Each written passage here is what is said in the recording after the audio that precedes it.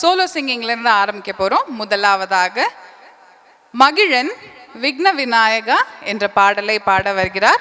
பெரிய கைத்தட்டல் கொடுத்தாதான் மகிழன் படியே ஏறுவார். இந்த அரங்கம், இந்த மேடை எத்தனையோ பேருக்கு வாய்ப்பு நிறைய கொடுத்துருக்கு. இந்த சின்ன வயசுல எந்த பயமும் இல்லாம மகிழன் முதல் பெர்ஃபார்மன்ஸ் கொடுக்க வந்திருக்காரு.